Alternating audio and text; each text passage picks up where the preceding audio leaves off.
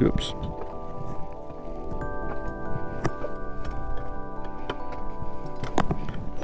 I'm always behind you. There you go. I don't have to worry about you getting stuck. No. So Oops. good. Hey Wes, you see that memory that popped up the other day? Oh, the water? Yeah. That's a great clip, eh? Everything about it. Me getting in there, the anticipation, you laughing. That was great. Great little clip. I'm not going in.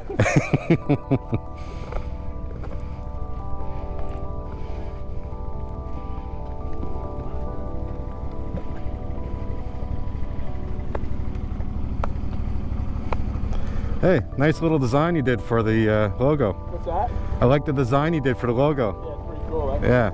And did you see his other sticker? Over here. Over there. What's that say? Pink checks. Full reel in back of my machine for the week at fucking Hatfield. Oh, yeah? I didn't buy it in the defense. I put it on, but I didn't buy it. Yeah. The other Don bought it. It's okay. I got nothing here, didn't I? He was pissed that morning. Fuck, it's not. If you're gonna put it on, put it in the middle. Has to be symmetrical. Everything has to be symmetrical. All right. At the one souvenir shop. And I said to Don saw me. I said, "Oh, I gotta get that from Mark." "Oh, I'll buy it." He says, "You put it on, I'll buy it." Yeah, fucker. Hey, how do you lock that screen so it stays locked?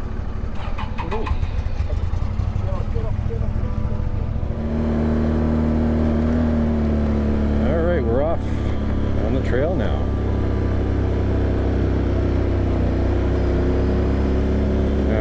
I'm up here at a Coe Hill ATV event. We started Apsley at the community center. We have about 40 machines, 60 some people in this, and to raise money for North Kawartha Food Bank.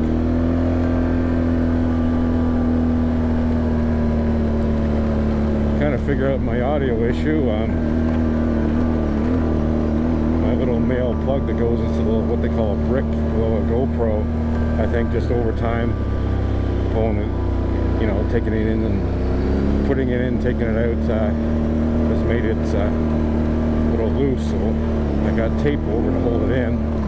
I'm just going to disconnect it from the other spot when I have to take my helmet off.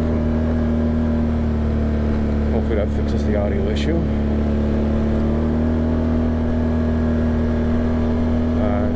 Didn't watch my last video, the skeg one.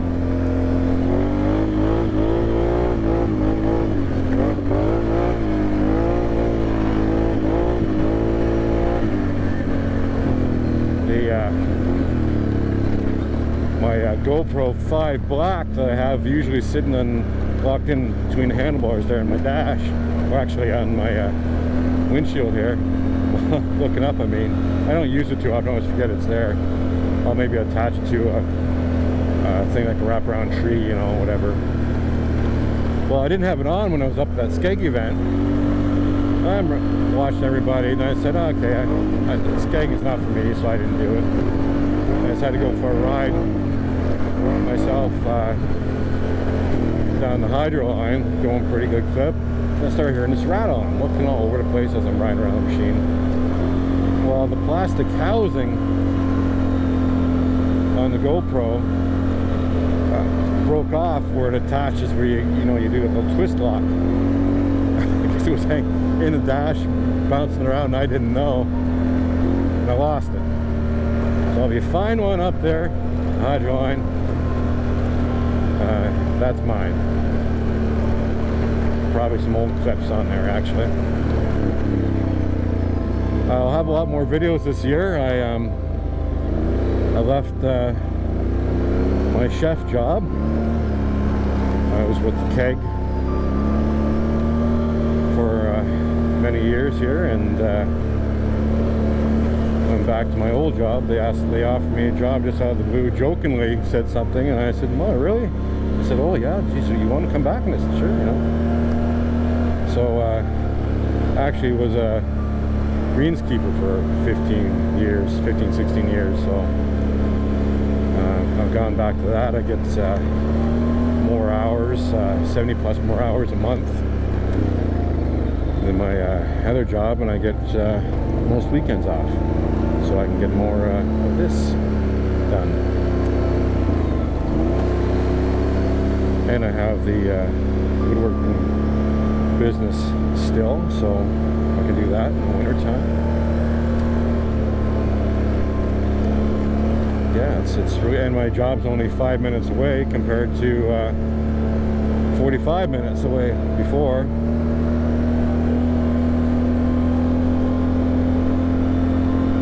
I was spending like $400 to $500 of gas a month going to work. I don't have to worry about that anymore.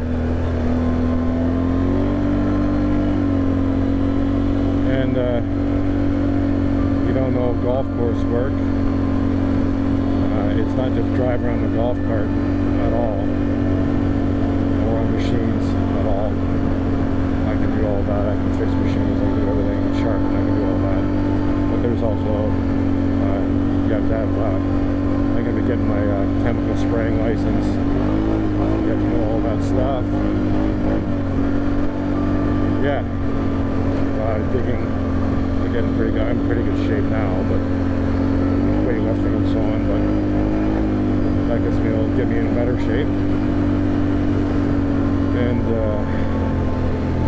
I'm a former club pro, so I make money on the side doing that stuff. So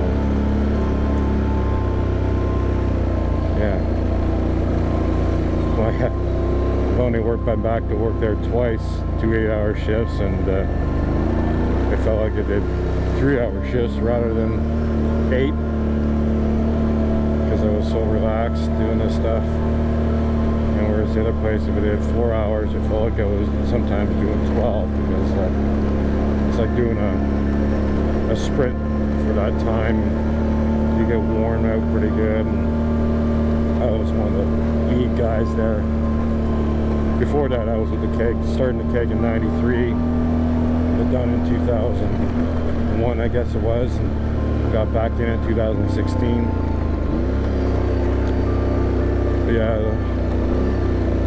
you know, I miss the job at certain times, and certainly the people.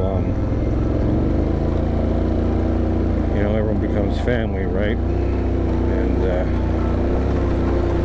yeah, it was hard, especially with one person.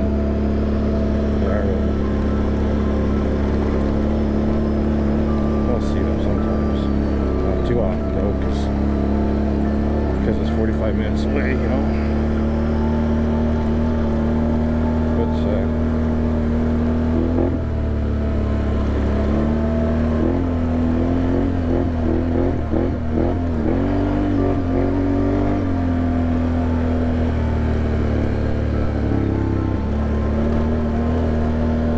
yeah, so it's nice to have the ability to do more of what I love here, even in the wintertime, the sledding.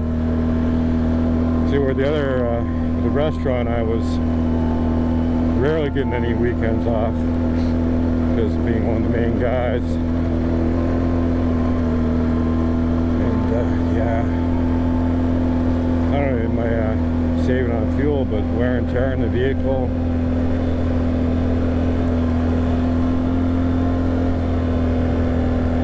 It was nice coming back too, because it was kind of cool. It was, everyone shaking my hand, all the members and people just coming up and go, thanking me, come back, and good to see me, and you know, it's family there too, right? So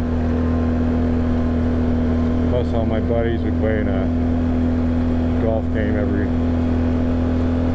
weekend, both days, and it's a good laugh. So yeah, it's not something new, it's very familiar. So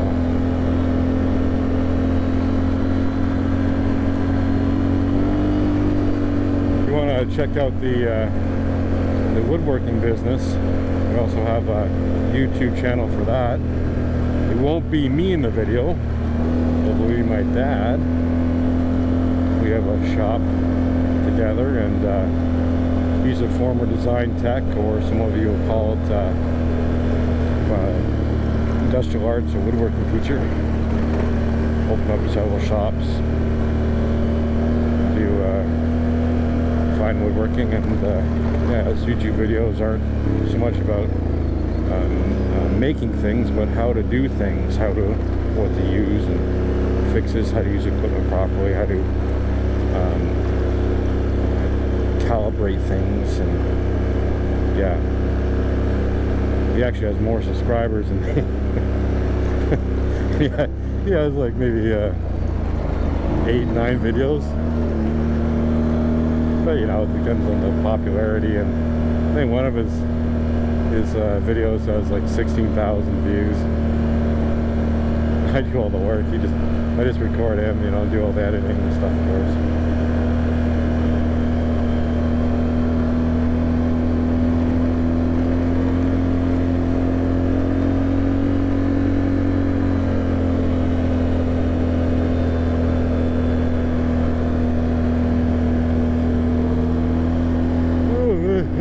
Adjustments, oh, excuse me, yawning, remind me, is time wise, like earliest I ever did up there was 11 a.m. for start time. Well, I used to do sometimes 7 a.m., but when you're in the kitchen business, there's some preparation stuff in the morning, cooking things, portioning certain things, you know, making mashed potatoes, and then you throw it in the steamer, you know, heat them up, or just portioning for food costs and certain things, you know. It's not everything is made exactly from scratch, right? Cut from scratch. It's an impossibility to do that in restaurants that are busy. If you're doing like 40 meals, maybe, but when you're doing, you know, 600 to, you know, I was in an old restaurant where they had 1,300 meals. This is just dinner. Mostly within 3 hours. It's a possibility when you have 5-6 guys on the line. So anyways, I work most of the time. I was working from 4 o'clock till, you know, 9:30 or 10:30 in the evening. Now I start work at 6 a.m. so I'm a night guy as it is, so it's hard enough, but you know, I can get used to it, but still never a morning guy. Although the older I am, the easier it is. 45 now.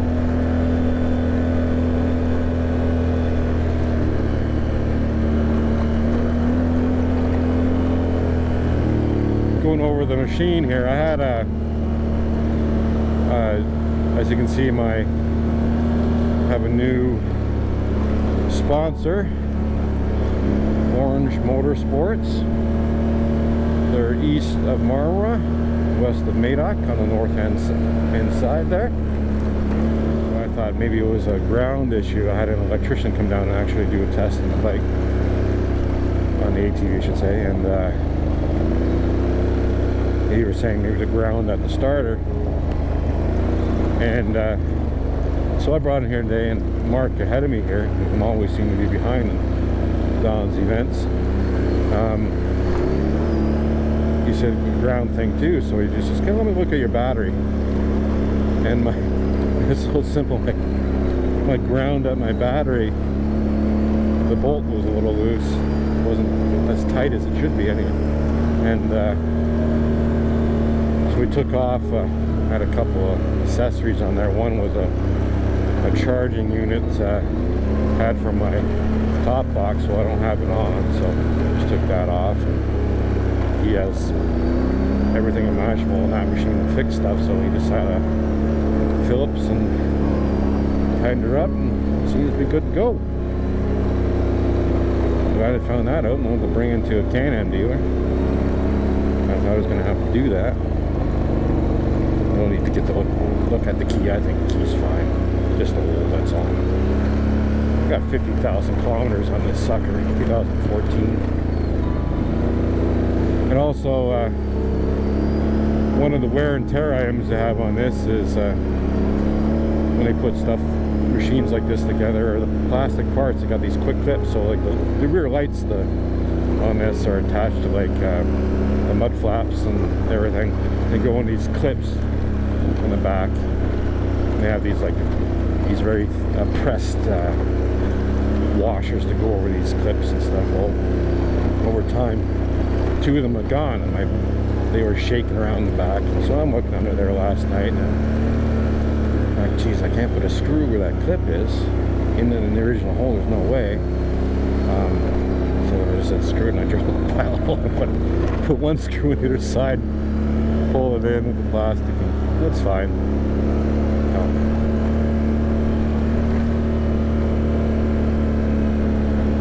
And those stupid bolts with the what are they called? Those weird nuts. Can't say the name right now. I said it last night to somebody.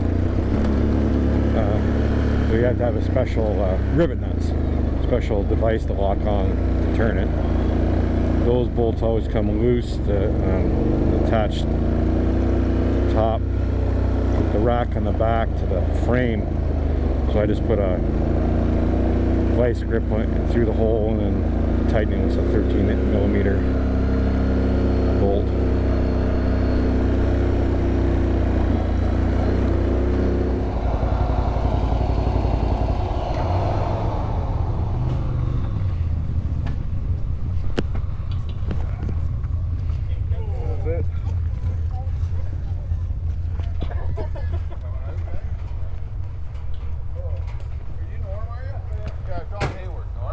Don't see a lot of bugs. Don't see a lot of bugs. Yeah. It was raining this week. Did you get that 50 mil down your area yesterday? Yeah, we got a shit last night about. What time was that? 5 o'clock, a little after 5. Yeah. It came from the north. Because normally our storms come from the west, right? Yeah. I'm cutting the grass. I see it north of 401. You know. You think it's not coming to you? Thinking, okay, it's going north of me, right? Yeah. I'm cutting. And Robbie lives right beside me there up on the hill, right? Yeah. I see Rick up on the deck and he's laughing. And I'm cutting away. And I have my ear protectors not on, right? And I thought I heard a bang, and I'm looking, I didn't get nothing.